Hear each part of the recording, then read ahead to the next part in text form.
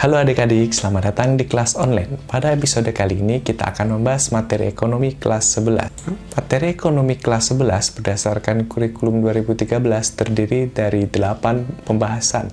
Yang pertama adalah konsep dan perhitungan pendapatan nasional. 2. Konsep pertumbuhan ekonomi dan pembangunan ekonomi. 3. Indeks harga dan inflasi. 4. Kebijakan moneter dan kebijakan fiskal. 5. APBN dan APBD. 6. Perpajakan, 7. Perdagangan internasional, 8. Kerjasama ekonomi internasional. Pada pertemuan pertama ini, kita akan membahas tentang konsep dan perhitungan pendapatan nasional.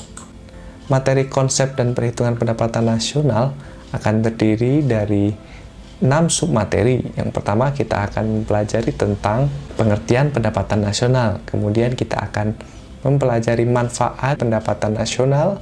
3. Komponen atau konsep pendapatan nasional. Yang keempat adalah metode perhitungan pendapatan nasional.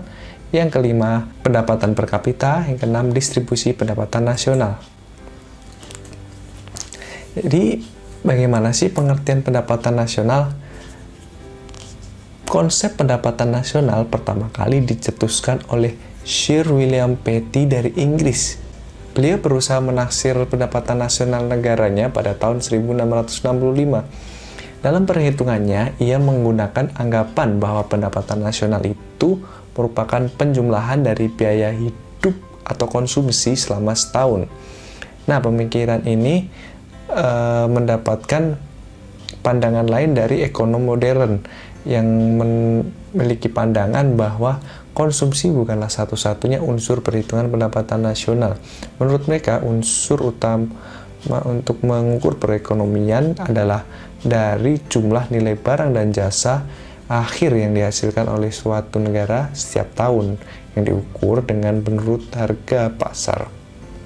Nah, dari dua pandangan dan pengertian ini, maka pengertian pendapatan nasional dapat kita rumuskan, yaitu pendapatan nasional merupakan jumlah pendapatan yang diterima oleh seluruh anggota masyarakat dari hasil penyerahan faktor-faktor produksi pada suatu negara dalam satu tahun.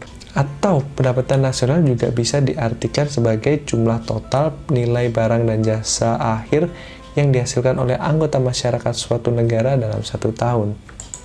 Lalu, apa sih kita manfaatnya atau tujuannya mempelajari pendapatan nasional? Dengan mempelajari perhitungan pendapatan nasional, kita dapat mengukur kemakmuran suatu negara dan mendapatkan data-data terperinci mengenai seluruh barang dan jasa yang dihasilkan oleh suatu negara dalam satu tahun. Kita juga mendapatkan manfaat dari mempelajari perhitungan pendapatan nasional ini. Itu yang pertama, mengetahui dan menelaah kondisi atau struktur perekonomian. Apakah suatu negara itu merupakan negara agraris pertanian atau negara industri ataukah negara jasa. Jadi kita bisa tahu strukturnya lebih besar di mana. Kemudian kita bisa membandingkan perkembangan ekonomi suatu negara dari tahun ke tahun.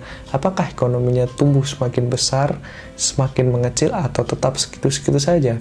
Kemudian kita bisa membandingkan perekonomian suatu negara dengan negara lain. Kita bisa melihat ukuran ekonomi Indonesia apakah lebih besar dari negara tetangga, Malaysia, Vietnam, atau seberapa besar bila dibandingkan dengan Amerika, Tiongkok, kemudian Inggris. Nah, itulah beberapa manfaat mengetahui pendapatan nasional. Selanjutnya, konsep atau komponen pendapatan nasional ini terdiri dari beberapa rumusan. Yang pertama adalah produk domestik bruto atau gross domestic product. Produk domestik bruto adalah nilai barang jasa yang dihasilkan oleh masyarakat dalam waktu satu tahun, termasuk barang dan jasa yang dihasilkan oleh warga negara asing di dalam negeri. Jadi konsepnya dia adalah dalam suatu wilayah, seluruh perekonomian diukur, baik itu warga dalam negeri ataupun dari luar negeri.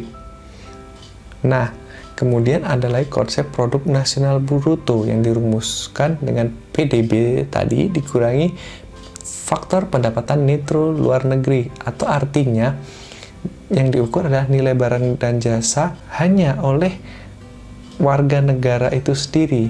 Jadi tidak memperhitungkan warga negara asing yang ada dalam wilayah tersebut. juga ditambah dengan penghasilan warga negara tersebut yang berada di luar negeri. Itu adalah produk nasional bruto. Kemudian ada produk nasional neto, yaitu PNB tadi, dikurangi depresiasi. Depresiasi itu adalah penyusutan nilai-nilai aset.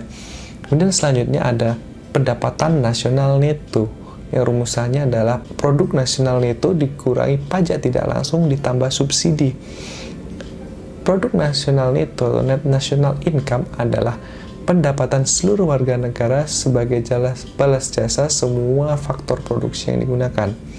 Kemudian ada pendapatan personal, yang rumusnya pendapatan nasional itu dikurangi pajak perusahaan, dikurangi laba ditahan, dikurangi asuransi sosial, ditambah pembayaran transfer.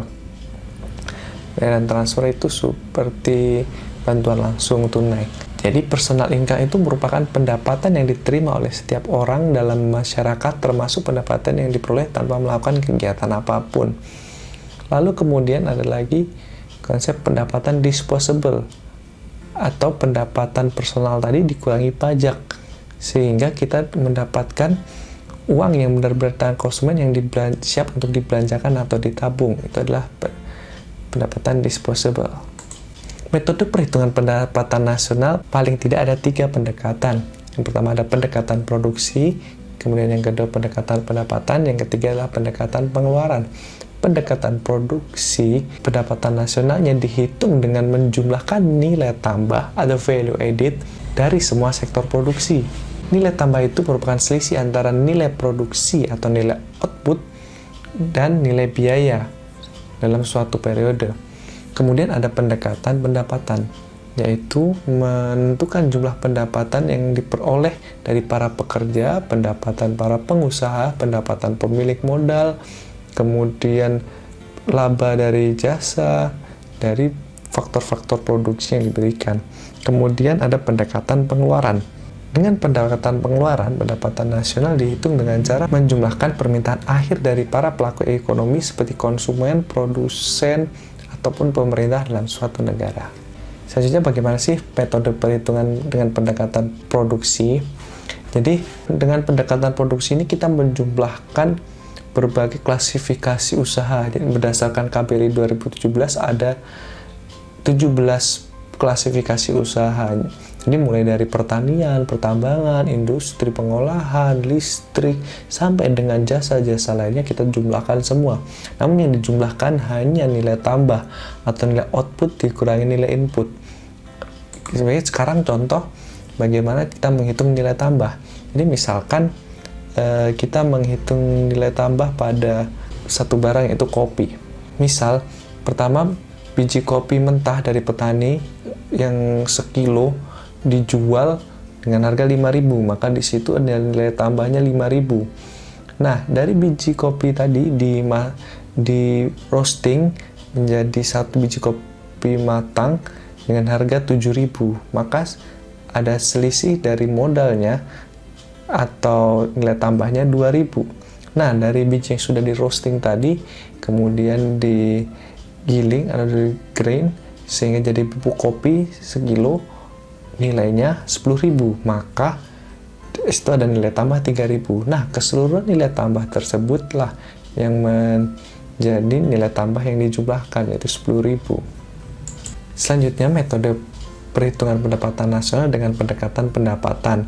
Pendekatan pendapatan ini menjumlahkan upah, bunga, sewa, dan keuntungan dari faktor-faktor produksi. Misalkan upah untuk tenaga kerja yang diberikan, kemudian balas jasa yang orang memberikan modal adalah bunga, kemudian balas jasa bagi orang yang memiliki tanah yang disewakan adalah uang sewa, kemudian dari jasa-jasa kita mendapatkan keuntungan.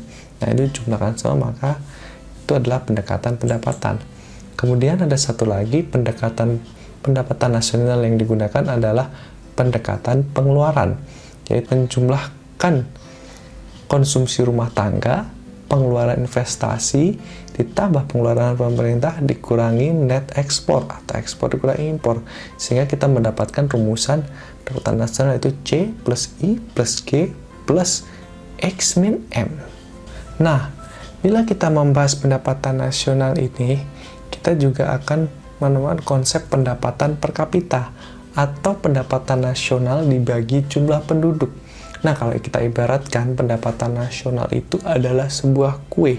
Misalkan dalam suatu rumah ada 5 orang, artinya kue tersebut dibagi menjadi 5 orang. Itulah pendapatan per kapita masing-masing orang.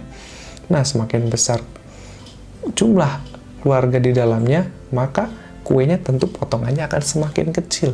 Artinya pendapatan per kapitanya juga semakin kecil. Nah, itu adalah konsep pendapatan per kapita. Kita coba lihat contoh data realnya. Indonesia pada tahun 2018 pendapatan per kapitanya adalah 3.893 US dollar.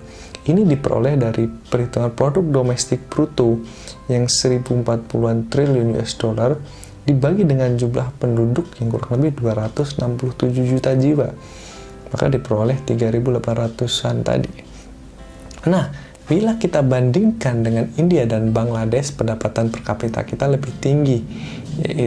Yang India hanya 2.000 dan Bangladesh hanya 1.698. Namun bila kita bandingkan dengan Malaysia, pendapatan per kapita kita jauh lebih rendah. Pendapatan per kapita Malaysia 11.373. Hal ini dikarenakan jumlah penduduk Malaysia tidak terlalu banyak, sehingga kue yang diperoleh masing-masing penduduknya jauh lebih besar. Nah, bila kita membahas tentang pembagian kue dalam suatu keluarga, misalkan, tentu walaupun dibagi untuk 5 orang, terkadang ada yang porsinya lebih besar. Misal untuk kakak makannya lebih banyak, atau untuk ayah lebih banyak, sedangkan untuk adik lebih kecil. Nah, proporsi tersebut disebut distribusi. Maka dalam pendapatan nasional juga dikenal distribusi pendapatan nasional, bahwa pendapatan per kapita tadi tidak mewakili pendapatan setiap orang, sehingga tiap orang tidak mungkin sama. Nah, selanjutnya untuk mengetahui tingkat kesejahteraan suatu negara, apakah kue yang diperoleh masing-masing penduduk itu sesuai, tidak terlalu kecil dan tidak terlalu besar, maka ada konsep distribusi pendapatan nasional ini. Ada beberapa cara untuk mengetahui, yaitu yang pertama dengan kurva Lorenz. Kurva yang melengkung, semakin dia dekat dengan garis yang melintang, maka dia akan semakin baik, namun bila semakin jauh semakin buruk. Kemudian ada konsep perhitungan Gini rasio.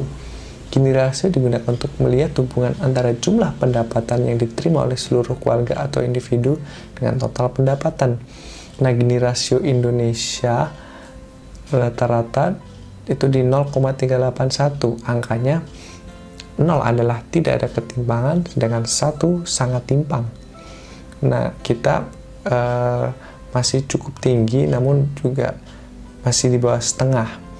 Karena ketimpangan di kota tentunya lebih besar daripada di desa. Bank Dunia juga mengeluarkan sebuah indikator untuk mengukur ketimpangan melalui distribusi pendapatan. Indikator Bank Dunia dibagi menjadi 3, ada udah tinggi, sedang, rendah. Masuk golongan tinggi apabila ketimpangannya 40% penduduk termiskin pengeluarannya kurang dari 12% dari keseluruhan pengeluaran. Nah, itu adik-adik kira-kira materi pendapatan nasional. Semoga bermanfaat, dan apabila ingin mendapatkan materi yang tampilkan ini bisa di-download di link di deskripsi. Jadi adik-adik bisa pelajari kembali atau simpan di smartphone masing-masing untuk bahan belajar. Jangan lupa dibagikan ke teman-temannya bila video ini menarik atau materinya juga membantu. Jangan lupa di subscribe. See you.